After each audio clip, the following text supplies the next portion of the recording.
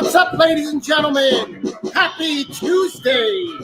Whether you realize it or not, you've tuned in to the Tuesday Night Live stream with Chris Q. Murphy. I am your host, Chris Q. Murphy, and we're going to get things rocking here in just a minute. Thank you so much for your continued love and support of what we do here at the Tuesday Night Live stream. It is fascinating to see you here once again. I look forward to everybody getting real active in the chat, having lots of things to say, questions to ask, requests to make, and so on and so forth. Before I bring on our special guest, and we do have a special guest here almost every week, I'm going to go ahead and play just a couple of songs. This whole show is about songwriting after all, isn't it?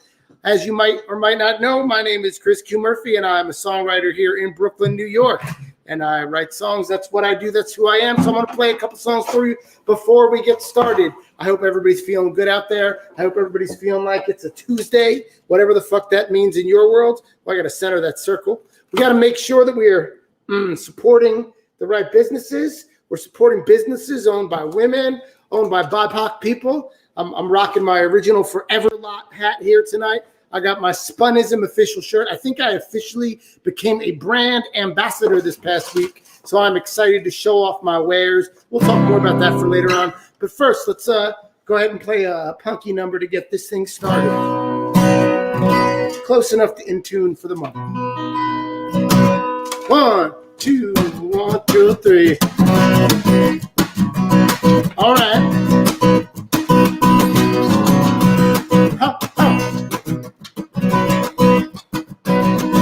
Found this old picture of me. I look just like myself, but younger, less round, more fire in my cheeks, and a gut full of vim and hunger for only God knows what, but I gotta have it now.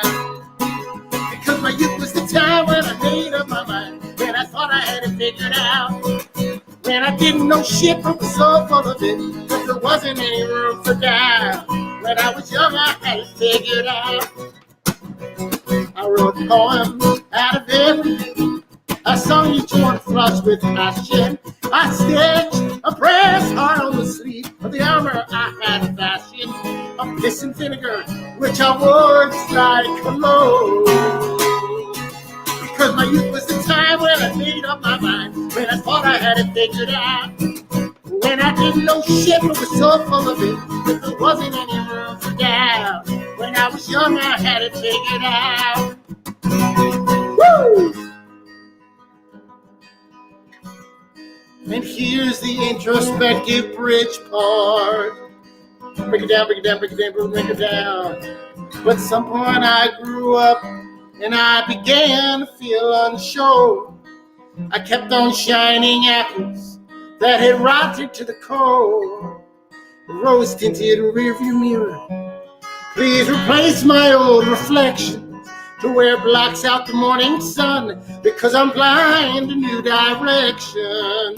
Block out the morning sun, I'd rather relive recollection. Block out the morning sun, block out the morning sun. Now I'm an old man in my eyes, but I'm still just a child in my mother's. And oh, my old victory cries have been echoed in tears of some other guy who also had that twinkle in his mind.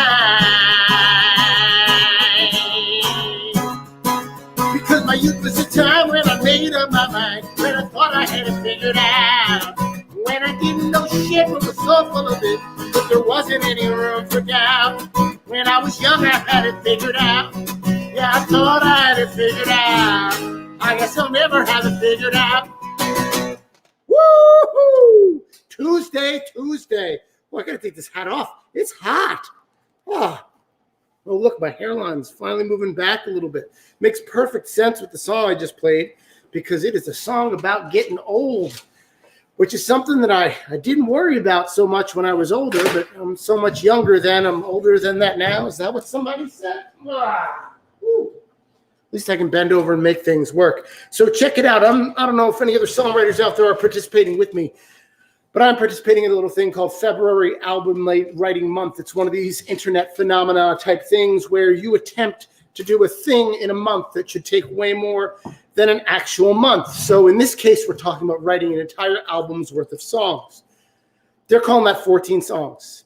I'm calling bullshit because I think Kanye proved to us a couple years ago in Yeezy season that it is 7 songs on an album. The answer is probably somewhere in between, but 14 seems like an awful lot, especially for a dude with a full-time job and 2 kids at home. So I'm going to write as many as I can this February, especially since I've written close to nothing throughout most of 2020 and into 2021. I'm excited to say that I've knocked out 6 tunes. Some of them are pretty good and some of them are pretty fucking bad. But I've been able to actually get through things and complete them. I've made some demos of some of them, and it feels good to be back in a creating mode again. What I thought I'd do tonight is actually bring out one of these songs, which I'm like 80% sure that I stole from someone. If you'd like to help me figure out who I stole this from, I'd be happy to do that. I'd be happy to hear about that. But please do let me know, who the fuck did I steal this song from? Because I know I done stole it from somebody. This is another, emo pop song about how shit used to be. Tentatively called Believers.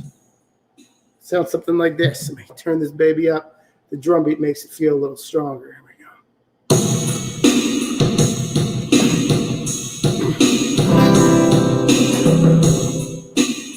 Here we go. I know this square mile like the back of my hand.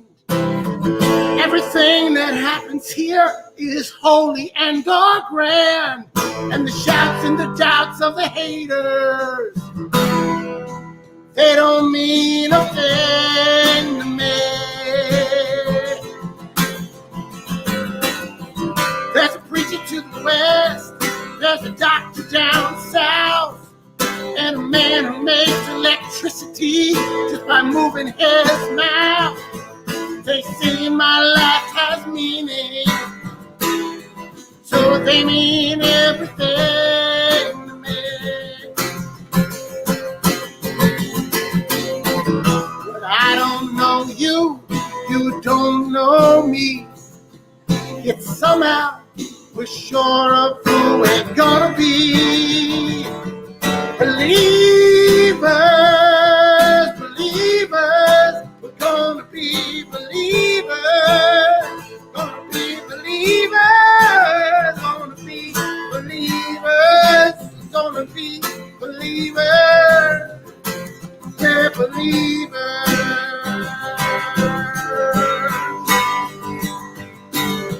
Came down as a reckless child, became a dreaming sage. Conducted decisions efficiently, ruled it like a page. Found my voice in heresy, in hopes that you would sing me.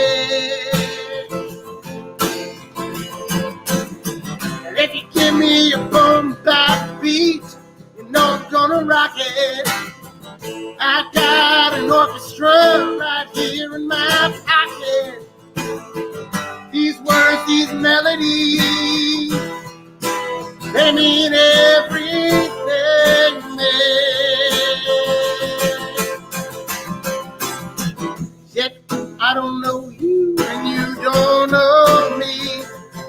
Yet somehow we're sure of who we're gonna be. We're gonna be believers. Gonna be believers. Gonna be believers. Gonna be believers. Believers. We are believers. We are gonna be believers.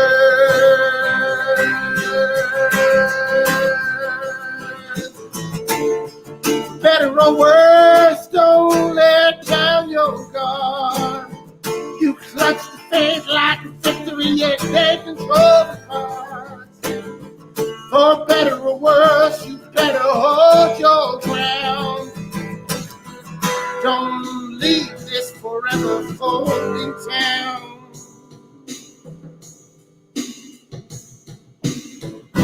When did you tire of the mystery? When did you grow old? Learn to voice your suspicions about the stories he told. Boiled it down to spirits. That ghost took everything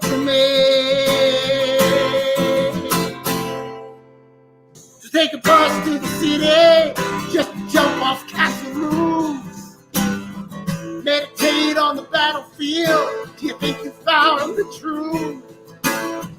Without saying abject certainty, don't even say a thing to me. Still, I don't know you, you don't know me.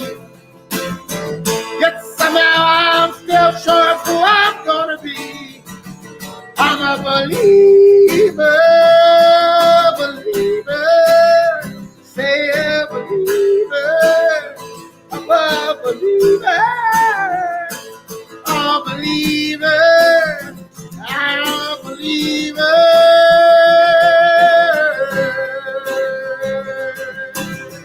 For better or worse, I'm a believer.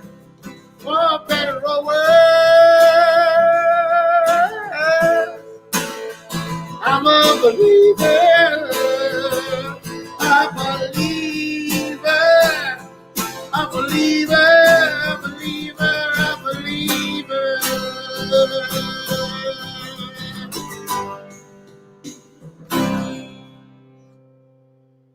Or something like that. World premiere, for better or worse, ladies and gentlemen. But you know what? If you've been tuning in every week, I like to give you a little something special. You can't hear the same old tunes all the time. And quite frankly, songwriting is a process. And sometimes you don't know what the good shit and the bad shit's going to be. So you throw it out in the world and you see what sticks. I've been shocked by the kinds of songs that people have responded to over the years, both positively and negatively. Like shit that I roll out that I'm like, you know what? This one's kind of meh. But people are like, that's the best song you ever wrote. And then sometimes I come out with what I'm sure is going to take the crowd by storm. And they're just kind of like, meh. So I don't know what's going to make the people move. I'm just going to keep doing my thing and throwing out what I got and hope somebody's going to get something out of it at some point. So I don't know if we'll ever hear that song again. Let me know in the comments because of validation reasons. I don't know. But really, let's move on because I'm not the focal point here. Songwriting is. That's what we talk about. That's what we do. I'm excited to have a fantastic songwriter on with me tonight. I'm also excited because this is somebody that I do not know at all. Now, you guys know that normally I have people come through on the show that like I have some sort of connection to, at least a friend of a friend, somebody that I like shared a show with like 6 years ago, or somebody who like I've kind of had some musical interaction with. But quite frankly, my world is stretching despite these COVID-y times. I'm getting the opportunity to meet new and exciting musicians, talk to new and exciting people. And I have found that this show has been a fantastic way to reconnect with old friends, make tighter connections with somewhat friends, and as of tonight, hopefully make brand new friends. I'm really excited to have the opportunity to talk to somebody that I've never spoken to before, aside from a couple of, online exchanges, and I've kind of wanted to keep it that way. I've spent a lot of time with her music over the last couple of weeks just to kind of get ready and in the headspace to do this. I can't wait to hear what she has to bring to the table. I can't wait till she plays songs for you and talks about her process as a writer and an artist. So from the great city of Pittsburgh, Pennsylvania, I say that with no sarcasm whatsoever. People in this world know that I fucking love Pittsburgh. Matt, I see you out there. Lindsay, if you're out there tonight, I hope you're enjoying yourself. Ladies and gentlemen, let me bring on Leila Rhodes. Leila, come on on. There you are. Look at her. Hey, look on the screen. Oh, what is all this stuff you have up behind you? This is my studio. I know. Can you talk to me about that artwork on the wall behind you? Is that your work or? Yes, it is. Something that I like to do is like a creative outlet that I really don't expect anything out of, but like fun is paint sometimes. So like I like to hang up little things in here. They look. I love it, and they must feel good to be surrounded. Yeah. I know you said for fun. Sometimes it's funny. We probably both started writing songs and making music because it was about joy and fun. Right. But the deeper we get into it, the more rules we wind up learning, and the harder it gets to break those things. And sometimes it's good to branch out into these other creative areas just to know what it feels like to create with a little more abandon. Now, I'm not saying you don't have training in art. I don't know. It looks good to me. No, me neither. I mean, I've been like on the DL doing watercolors for the last couple of years. Haven't shown them to anybody, but it feels good, right? Right, definitely. So, Leila, it's so good to meet you. My friend Lindsay saw you perform a couple of months ago, and she had just been on my show not long before that. And she said, I just saw somebody named Leila perform, and you absolutely have to have her on the show. And I think that's when I reached out. So talk to me about, just for a second, about your life as an artist in Pittsburgh. And what that looks like. We don't always, that's not like one of the top 3 or 4 cities we think about as music making cities in the world. But I know there's a rich cultural vein running through that part of the country. Right. So talk to me a little bit about that. Okay, first I wanted to say Lindsay Dragon is incredible. She's one of the best guitar players I've ever seen in Pittsburgh live. Absolutely amazing. So I just wanted to put that in there. Thank you for the opportunity from her, because I really love her music. And yeah, I mean, I guess it's been kind of like a journey. It's been probably about 4 years since I started taking like my art as a serious potential career path. So there's been ups and downs. You know, COVID could have been, you know, either or for you, because for me at first it was like a bummer to not be performing, but at the same time it's like you get to kind of like hone in on your skills a little bit more without like expectation of always putting stuff out. So that's what it's been like for me lately. Just having fun with it. Yeah, you know, it's funny. One of the recurring topics, because this show didn't even start up until a couple months into quarantine, when I was tired of not playing shows anymore. It started just by me playing my guitar and singing songs or playing piano. And then after a couple months, I was like, yo, this is getting tired. I have too many friends out there that I miss. Let's bring them on the show. But I bring that up because in talking to so many of these artists, quarantine, COVID, whatever we want to refer to this period in our lives as, has really gone one of 2 ways. It's been really feast or famine for people, as in, oh my God, I've written 500 new songs and I've recorded 300 of them and I'm putting them out next year.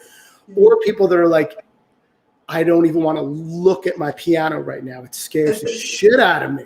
Right. So I'm not saying you have to, you know, confine yourself to one of those 2 areas, but what does this last 10 or 11 months look like for you as an artist?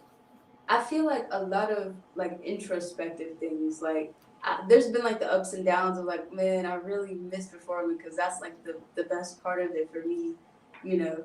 But at the same time, it was like a lot of the things that I was struggling with like guitar or like, you know, vocals. I got to really spend this year to, you know, like tone back from always putting out things and just trying to get better at everything that I do.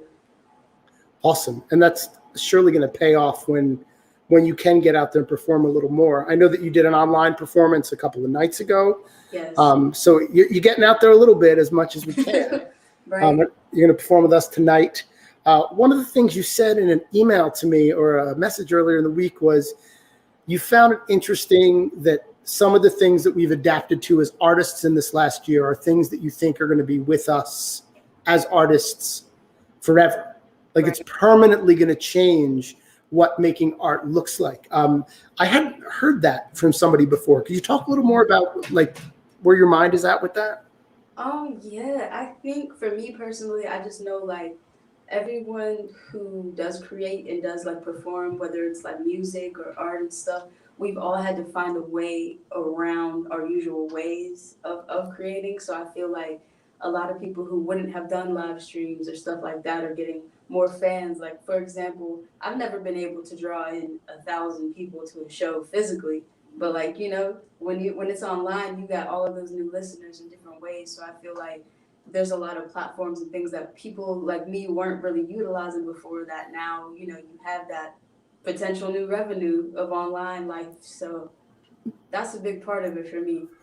That's really exciting, and I'm glad to hear that you're thinking about it as a positive, because it's something that I've thought about a lot in the last couple months. Like, you know, I could have a show on the damn computer too, you know, and with like very minimal technology and a little bit of research, you can look and sound all right too. So I hope that what you're saying is true. I hope that some of these things that we've used as adaptations become permanent streams, no pun intended, or ways of doing this. Right. But you know, performing things aside, and I do love performing. Oh my fucking God. I miss it so bad. I miss it so much. I'm actually kind of morbidly curious about what's going to happen the first time I step in front of real human beings. Like, I feel like I've learned a lot about myself as a performer in the last couple months, just stepping to the mic and doing this every week even. I'm curious if I'm going to be able to bring any of that new knowledge into the real world with me, Right. or if it's going to stay back here on the screen and the gains that I feel like I made are going to be, kind of imaginary. I don't know. Anyway, I'm not the kind of person to talk to about performing, but I'm always happy to talk about songwriting. But before we do that, I would love for us to hear some songs. Okay, awesome. So if you are here because you are a fan or a friend of Leila Rhodes and it is your first time, I'm Chris Q. Murphy, and this is my Tuesday night live stream. Why don't you give me a follow? And if you're a regular watcher of the live stream and this is your first time meeting Leila Rhodes, make sure you go ahead and give her what? Oh, I said nice to meet them. Oh yeah, let me go ahead and put her stuff on the screen there. You can find her at Leila Rhodes Music on pretty much all the socials. She might even have some of those younger cool people socials that I don't quite know about. I don't know. I don't know if you're in the Snap TikTok world. Just joined TikTok this week, so I'm not too in it. I'm maybe we're gonna have to talk about that too. But first, I'm gonna shut up and get out of the way. I'm gonna leave some space for you, ladies and gentlemen, Tuesday night live stream watchers. Let's go ahead and give a virtual round of applause and turn our attention to Leila Rhodes. Take it away. Thank you, thank you, thank you. Hi guys, I'm going to be performing some of the songs off of my album Attunement.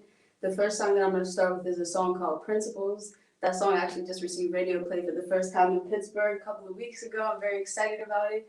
So yeah, we're going to get to Principles, y'all. Let's get it.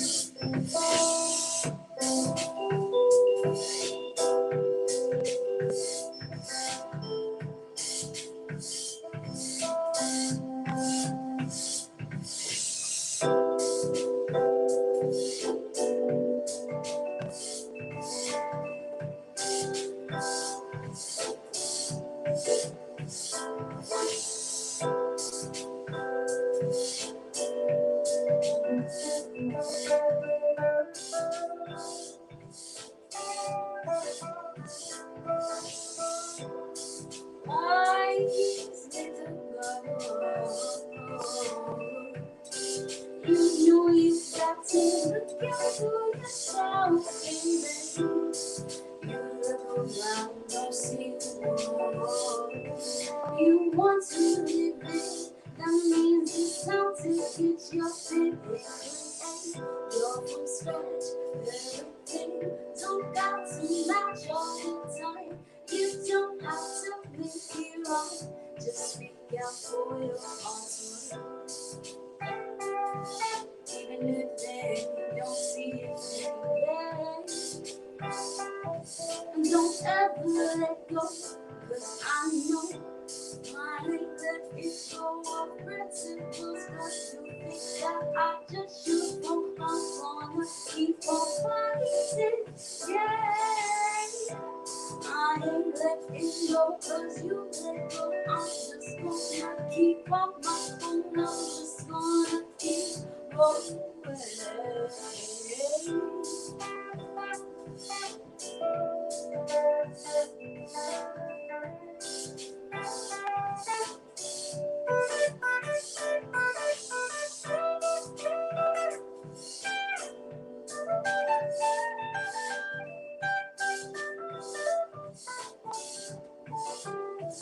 This world will build you up so they can watch you fall. And when gambling, don't bet it all. On promises that people make when they thought they could gauge something. They're not your friend, they're just your son. So you don't forget, don't you let go of your principles. 'Cause you think that you just should go. You got to keep on fighting, yeah. Don't you let go because they let go. You got to keep it on you just gotta keep going.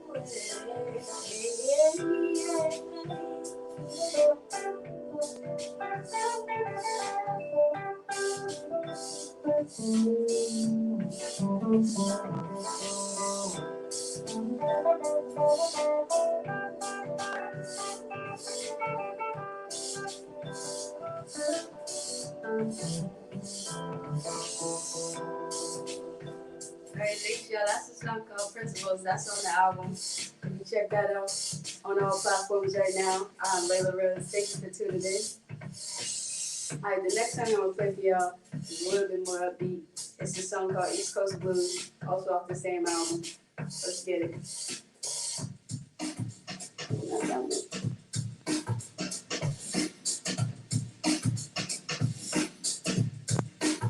We're gonna start this one off with the bass. Let's get it.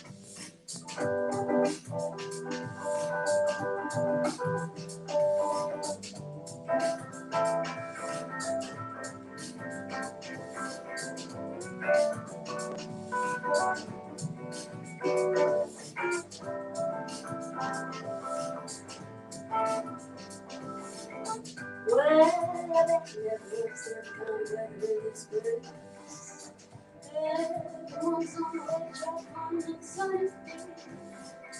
You know you didn't get home way too long.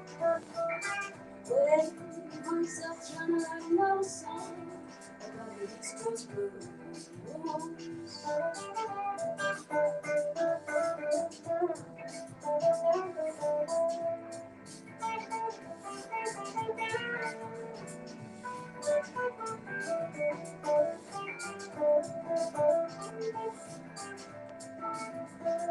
Pack your bags and get your clothes. In my heart, the same road. Every winter I get cold. I can venture on my own. In my soul, I truly know. Every day is something wrong. Walk away when you get so. Find something that makes you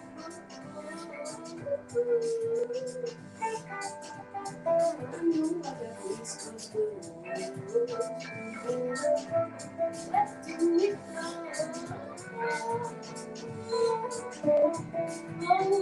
these Coast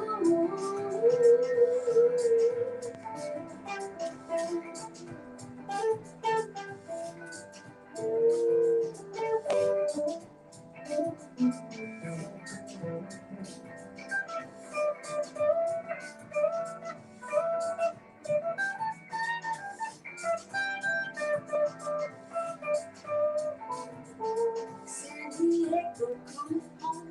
New Orleans capture my soul.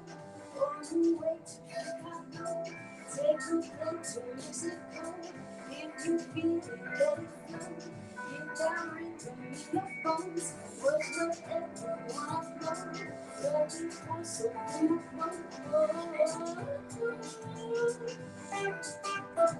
I know I got the East Coast blues. Where do we go?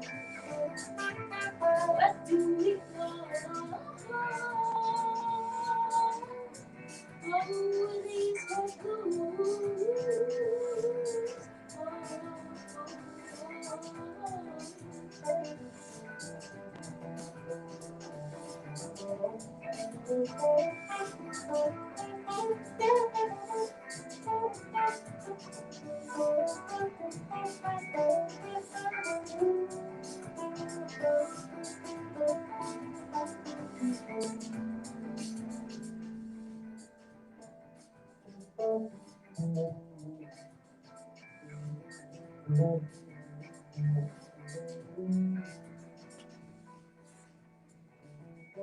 I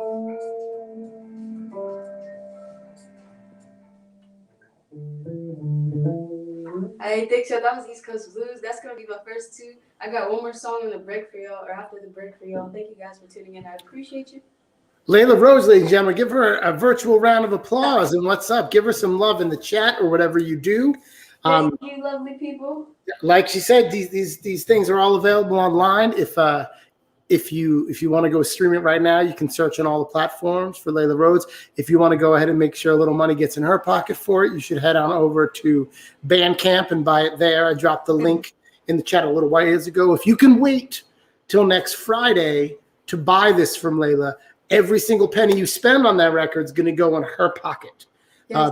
Bandcamp does this one Friday a month, right? Right. Yeah. And so next Friday, the 5th, is it. So, if you can hold out just a little longer, spend a little more and make sure it all goes towards Leila next Friday.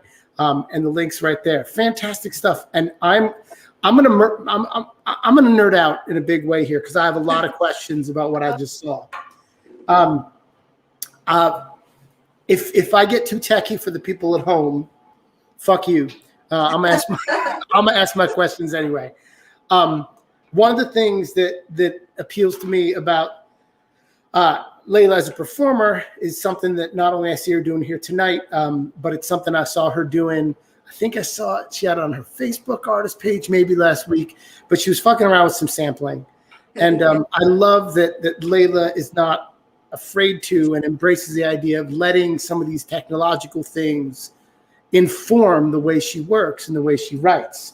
I mean, how many more fucking like white dudes with guitars do we need calling themselves songwriters? We need people doing things new ways and still hanging on that songwriter title. And I'm so excited that Leila does that. And now I got to ask some specific questions about the setup she's using tonight and also about how she can take these kind of loop-oriented ideas and turn them into songs. First of all, it looks like an Arturia keyboard going on there, right? Yeah, this is my baby. Yeah, and what are you using software-wise back there? I can't quite see it because I got Ableton on my laptop. My favorite software for production, for looping. It's bread and butter for me. See, I gotta get there because I do the MPC thing and I do the DAW thing, whether it's Logic or whatever. I'm usually a Logic guy, but that middle ground, that Ableton, that's like the two of them in the same place. That's something I've never gone down that road because there's only so many hours in a day. Correct. So the way it works is you're triggering some of the pre-recorded loops with it looks like pads on top of there, right. And you're able to manipulate those things. And I know you were catching some loops off the guitar, which is running into some sort of interface that we can't see right now because you were laying down a bass line there at first. And that's what I want to talk about. Awesome. You seem to be able to write over vamps, over loops, over whatever you want to call them, which is something that I've always struggled with as a songwriter. Like when I get into the mindset of songwriting, I'm like verse, chorus, verse, lots of chord changes. And that might be the classical shit that I used to do with all the chord changes. But I feel like when I hear somebody do something that's based over a loop or a vamp like you did, especially on East Coast Blues right there, I feel like it simultaneously leaves you a lot of space to like take it wherever it's taking you, but you also have to be really conscious of making it sound like a song, right? And not like you're just making shit up. So if this is too big a question, just tell me to shut up. No, but like, how do you make it feel like a song when you're singing a whole 3 or 4 minute thing over a single vamp, a single bass line? How do you still make it feel like a song for us to listen to and not just like somebody, fucking around? Because it doesn't. I feel like for me, it was like whenever I started practicing guitar and stuff, I only knew like how to make songs with 2 or 3 chords. So like it was more so like me trying to be creative with what I could do with my voice on top because I had a little bit more like I was in choir for a while, so I had more a comfort zone of singing than I did with guitar. So it was like, okay, so if I can lay a loop, because I used to have just a loop pedal, and so I would just play a little guitar part, and then I would write a full song just over like 1 chord or 2 chords, and then try to maybe I started doing like I would play one chord and maybe voice it differently, and so it kind of sound like I'm doing something different, even if it's the same progression, like So what you said, you feel comfortable doing things vocally, even though, like, I have a long background as a singer. I've taught singing, I've taught choir, I've sung in choirs. I know from singing, and that feels like a way in for me in the moment. But what do you do? What does that method look like in your mind? Are you saying like, oh, I've been doing this for 16 bars, I need to sing something different for a chorus now? Or does it just happen naturally? Please tell me. I think it's naturally because a lot of the times, like I think I'll write almost kind of like the people that I listen to, like I'm influenced by them, and I'll hear that in some of the stuff that I do, like subconsciously I'm doing it without like realizing, like, oh, okay, so I switched it the third 16th around because I wanted to put a variation, but in my mind I didn't really like do the math and say, okay, on this part, it just kind of like flowed with whatever I was doing. Okay, so what you're saying is I have to totally switch up my influences and start working a different way. All right, I see what you're saying. It floors me every time I hear somebody that's able to deliver something that sounds like a composed piece of work. Not that there's anything wrong with improvisation. That's my bread and butter. Right. But it feels really good. It sounds really good, and I feel like when you're talking about this performing of your own stuff, it makes it easier and more useful it makes the technology more useful because you can kind of set it and forget it once you get that loop going. Right. Every time I've tried to bring technology into a thing, I'm like pressing 13 fucking buttons. I got like 2 apps on my iPad, a mixer like taped to my guitar. And it's all because there's so many stupid ass sections in my song. So Matthew DeGroat, who's in the band Love.gov, which just put out a new single recently, asked in the chat, he said, who are your influences? It's a question I try to avoid on my show because I know most artists are tired of fucking answering it. But I feel that. one of our listeners asked it, so we're going to go ahead and put it out there. Complicated question, but who are your influences? Right. I'm like, that's a great question. I feel like it varies for me because I have a lot of genres that influence me. But I feel like when it comes down to like guitar, like Freddie King, Stevie Ray Vaughan, who else would I say? B.B. King, of course. Now I'm like forgetting every guitarist. They're just all because that you get asked that question. It's like no, everybody. Melody Faye, songwriter wise, I really love Sade, Amy Winehouse. Let's see, who else could I say? And like I said, everybody's just running away as I'm talking because it's just I'm thinking about like those are just the people that I listen to often. Stevie Wonder, Bill Withers, just people from all across the board. The Pointer Sisters. So I have a lot of different influences depending on the things. Like I have some people who I listen to their production and that's it for me, or their songwriting, and then there's people that I love for their songwriting and some that I love for their vocal techniques, but not necessarily the songwriting. So pretty much all across the board. No, you drop 2 in there that do this kind of loop-based thing, and it's you drop Bill Withers, who he can ride a single vamp out for a whole song, and it sounds like a damn masterpiece. Right. And you also said Sade. I was listening to a record of hers like 2 weeks ago. My nephew found it. And I was like, it's been a minute, and I put it on, and I was like, damn, this is so simple. Right. In my mind, when I think Sade, I think of like this really complicated texture with lots of things going on. But when I sat down and listened to it, I was like, this is like so simple. It's all about melody and her singing. I was really, whew.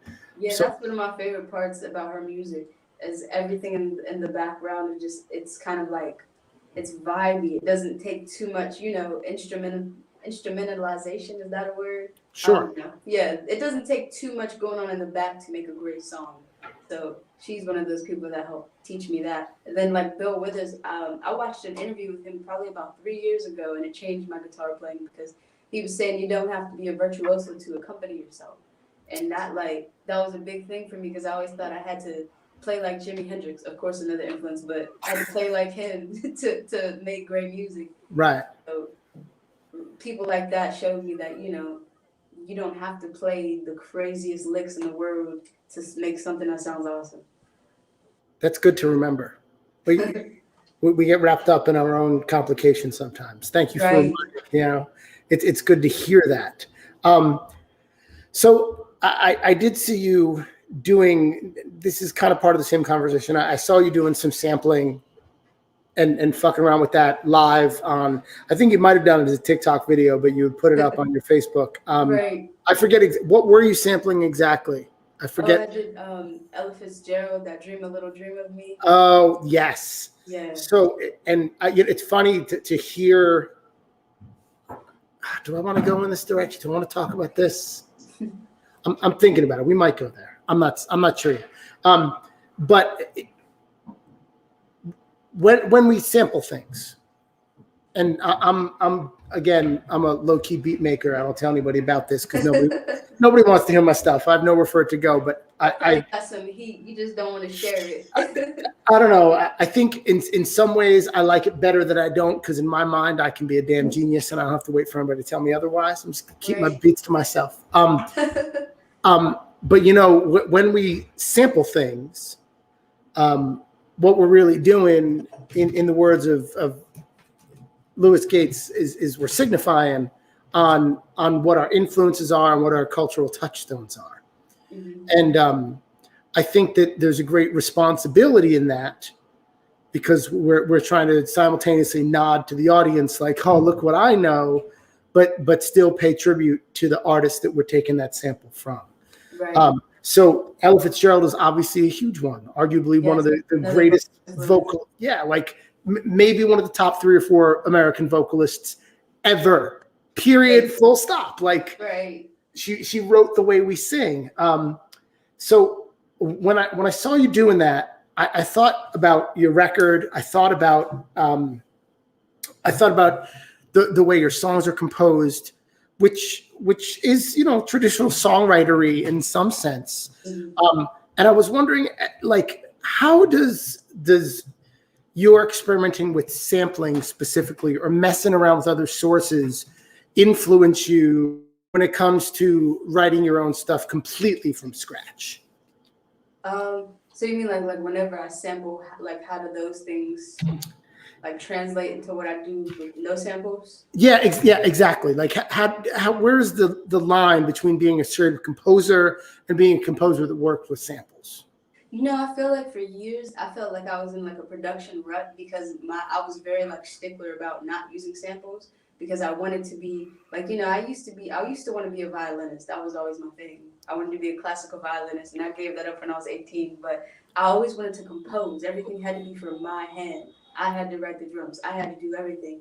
And now with sampling, I feel like sampling gives you a start point. Instead of feeling like you have to write music from scratch out of your head, you can kind of tap into influences all over the place. So a lot of the times I was writing with almost the same progression, and then I would listen to either guitar sample or a different drum sample, and say I'm usually writing in with a rock straight drum. This drum on this sample has a funky swing to it. So that, I'll listen to something like that, and then it will inspire something like East Coast Blues, where it's so a lot of the samples have helped me to stop feeling like I have to draw from square one, and I can look at an outline and be like, okay, I want it to look like that, and then kind of go from there.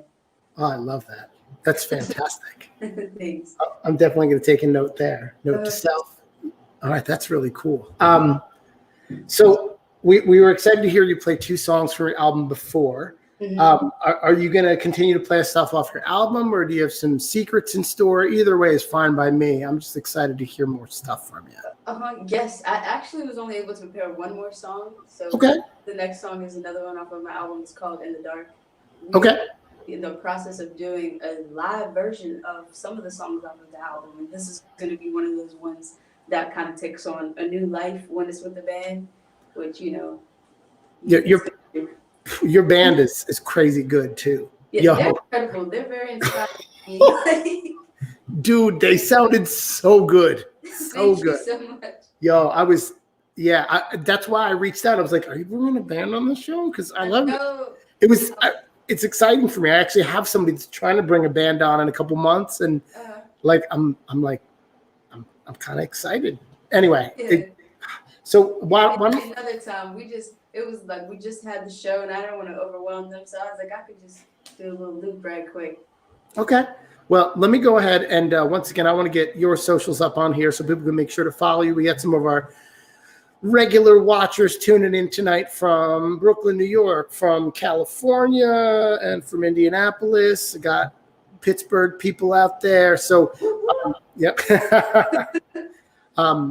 So I'm going to say go ahead and make sure that if you're here for Leila that you're following me. And if you're here for me, make sure you're following Leila. I'm going to get out of the way and let her do her thing. And I'll come back and we'll talk a little bit more in a few minutes. This is Tuesday Night Live Stream. I'm Chris Q. Murphy. And more importantly, this is Leila Rhodes, ladies and gentlemen. Thank you, guys. Thank you so much. I just got one more song for you guys tonight. So thank you for tuning in. Thank you for Chris for inviting me to the podcast. This has been really awesome. This last song that I have is called In the Dark. It's a song about like being in a relationship with somebody who's not like really good for you and finding out and realizing like you're not going to be in the dark anymore. So yeah, let's get it.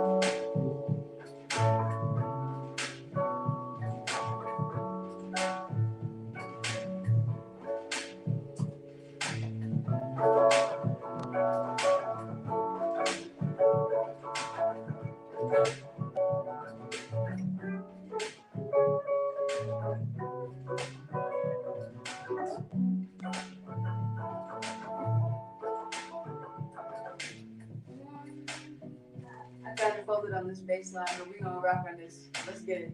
Wait. Hold on, give me 2 seconds. I'd rather do that again than give y'all a half-day performance. So let's just ride that one more time. Thanks for rocking with me, y'all. Let's do this again.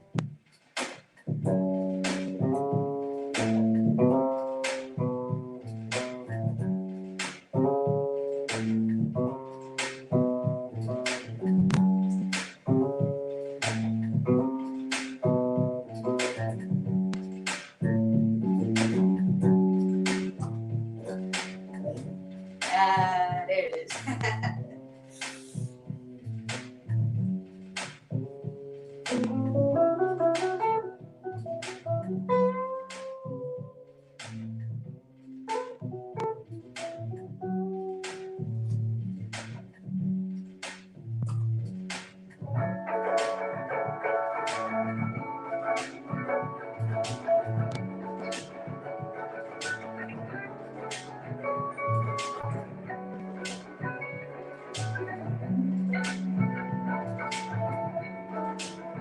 I'm saying it's not right.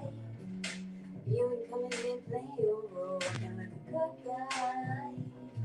When I see there ain't nothing but trouble behind your eyes. I bet you really think that's so good, but you never had anything like this since you so used to be.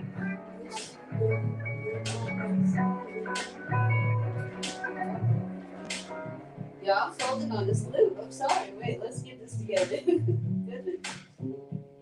All right, now we're ready.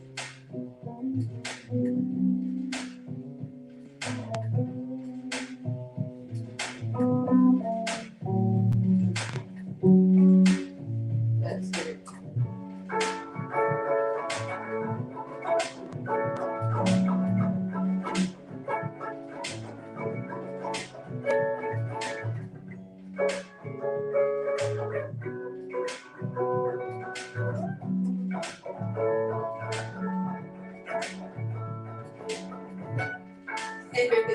Oh, there it is.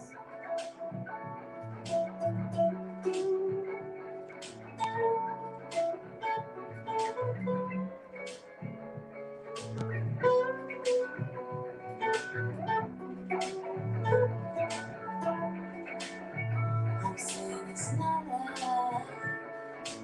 You were coming with me, looking like a good guy. When I see there ain't nothing but trouble in your eyes. I bet you really think you're so cool, but you never had to learn a lesson like this in school. So listen up, no, I'm been sitting in the dark, looking on a woman's heart. I'm sure she'll see that you're a fool like that. You can't tell the truth. You couldn't damage your heart again.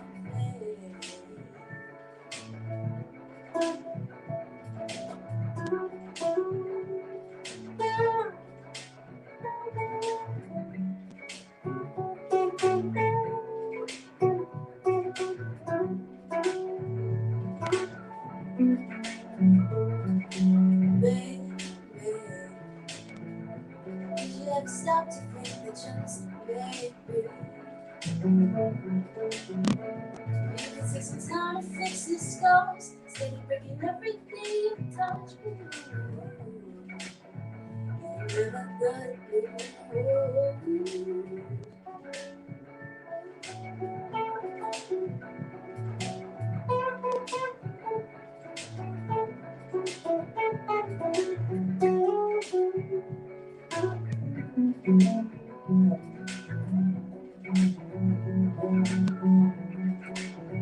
Look, I'm just sitting in the dark, looking on a woman's heart. I'm sure she'll see that you're a fool like I already do. You can't tell the truth. You couldn't damage your heart again.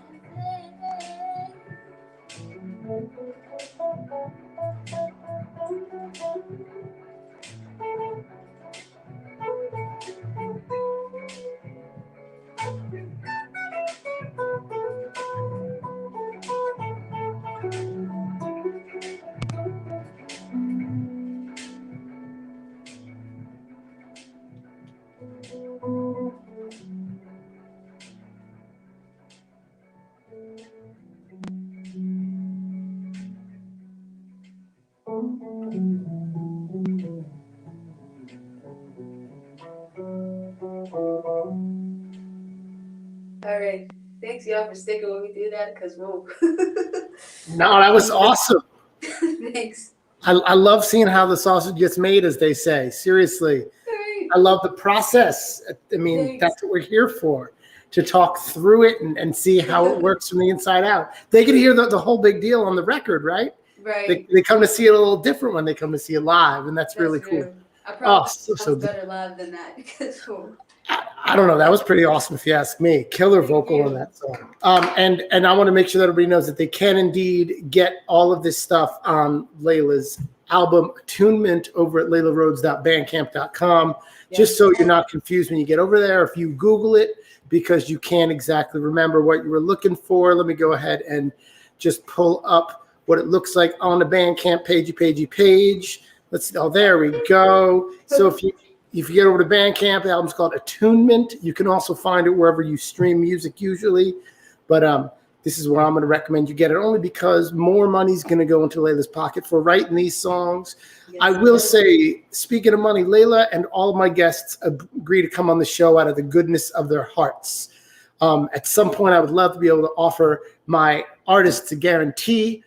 We're not at that point just yet because I'm still operating in the red, motherfuckers. But here's what we're going to do. I do take donations every week to make this cost neutral for me at the very least, and hopefully be able to throw some money to people to come on. Any money that comes into my Venmo tonight as a result of this show, 2/3 of it will go to Leila. A third of it I'll hang on to just to make sure I can pay for the software that I use every month to keep this show going. Anything beyond that goes to my artists, because I want to make sure that they're getting paid for what they do, because that's what they do. Leila, before we sign off for the night, are there any bigger messages you want to put out into the world? Anything that you want to plug aside from your album and your social medias? Not really. I'd probably just say like I'd stress the importance of just being right now. You know, I feel like we're so used to doing as humans that like it feels weird to just be sometimes. So like that's been the biggest lesson of this year for me. Like to be comfortable being with yourself, being in the house, it's annoying, but like just find more of you. That's the only message that I could think to put out into the world, and hopefully that, helps or resonates with someone. Beautiful. It's a fantastic thought. Thank you so much for sharing with us. Mm-hmm. Thank you to everybody for tuning in tonight. For the very last time this evening, I will say that I've been your host, Chris Q. Murphy, on my Tuesday night live stream. This is our musical guest and our only guest and our special guest, Leila Rhodes. If you came here for me, make sure you give her a follow. If you came here for her, make sure you give me a follow so everybody can keep their things going in this crazy-ass digital world. Take care of yourself, take care of the people around you, and make sure that you have a good and awesome week. And I will see, hopefully, most of you here next week. Have a good one, y'all. Yes. Awesome.